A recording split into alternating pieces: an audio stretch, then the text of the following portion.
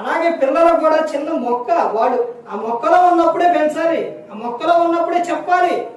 అదే చెబుతున్నారు వారు ఆయన ఆజ్ఞలు గైకొనినట్లును ఆయన యాకోబు సంతతికి శాస్త్రములను నియమించెను, ఇశ్రాయేలు సంతతికి ధర్మశాస్త్రం అనుగ్రహించెను.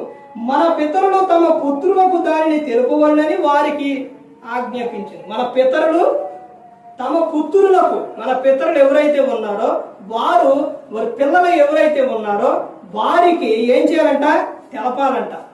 ఈ గ్రంథాన్ని తెలపాలి.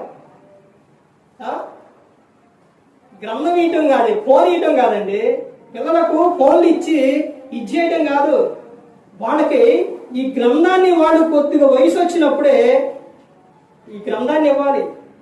ఈ గ్రంథాన్ని ఇచ్చి ఇదిగో నువ్వు వాళ్ళు చదువుకునే సమయంలోనే స్కూల్కి వెళ్ళొచ్చి వాళ్ళు చదువుకుంటారు. ఆ చదువుకునే సమయంలోనే వాళ్ళు చదువుకున్న తర్వాత ఇది ఇచ్చి ఇదిగో ఎక్కడి నుంచి ఈ వచనం చదువు, ఈ వచనం నాకు గొప్ప చెప్పు. స్కూల్లో మాస్టర్లు ఎలా అయితే హోంవర్క్ ఇస్తున్నారో, ఎలాగైతే చదివిస్తున్నారో అలాగే పిల్లలకు గ్రంథాన్ని చెప్పాలి. అక్షయ పాట పాడంగానే ముందు చిన్నప్పుడు ఏం అర్థమయ్యేది కాదు.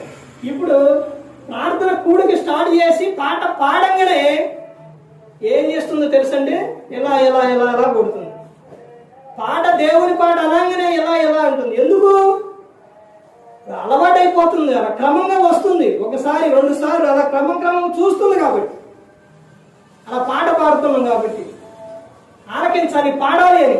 అలా చిన్న వయసులో నుంచే నువ్వు అలా నేర్పుతూ ఉండాలి. వారు ఎదుగుతున్న కొందరు చదువుకునే సమయాల్లో వారికి ఏం చేయాలి? ధర్మశాస్త్ర గ్రంథాన్ని వాళ్ళకి ఇవ్వాలి. వాళ్ళు పిల్లలు పుస్తకాలని చింపుతారను లేకపోతే అదేనో చాలా మంది బుక్స్ కానీ ఏం ఇవ్వరు. వారికి ఏమి ఇవ్వాలో తెలుసండి? ప్రార్థన స్టార్ట్ చేయగానే వారికి కూడా ఏమి ఇవ్వాలి? పాటలు పాడాడు పాటల బుక్ ఇవ్వాలి. వాడు దాన్ని చూస్తూ ఉంటారు, నువ్వు పాడేటప్పుడు చూస్తూ ఉంటారు. ఒకవేళ దాన్ని చింపే సమయంలో చింపుతున్నారనుకుంటే లేకపోతే చికా చేస్తున్నారు అనుకుంటే అప్పుడు తీసి అలా చేయకూడదని చెప్పుకోవాలి. వాళ్ళు తీసుకురావాలి. ప్రతి ఒక్కరు కూడా గమనించుకోవాలి. ఏ ఒక్కరు కూడా నశించి నరకానికి వెళ్ళిపోకూడదని యేసు క్రీస్తు ప్రభువారు ఈ లోకానికి వచ్చి మనందరి కోసం సిలువలో తన ప్రాణాన్ని పెట్టారు. ఆయనతో పాటు ఉండాలని కోరుకున్నారు. ప్రతి ఒక్కరు కూడా దేవుని యందు భయభక్తులు కలిగి పరిశుద్ధాత్మ మాట వింటూ హృదయ శుద్ధిని కాపాడుకుంటూ క్రీస్తుని పోలే నడుచుకున్న పీలోకం విడిచినట్టు పరలోకానికి చేరుకుంటారు. మరి ఈ విధంగా నిలబెట్టి మాట్లాడించిన తండ్రి దేవునికి కృతజ్ఞతాస్తుతులు చెల్లిస్తూ ఎంతవరకు శ్రద్ధగా ఉన్న మీకు ప్రభు పేరున హృదయపూర్వకంగా చెల్లిస్తూ ఈ మాటలు ముగిస్తున్న అందరికీ వందనాలు.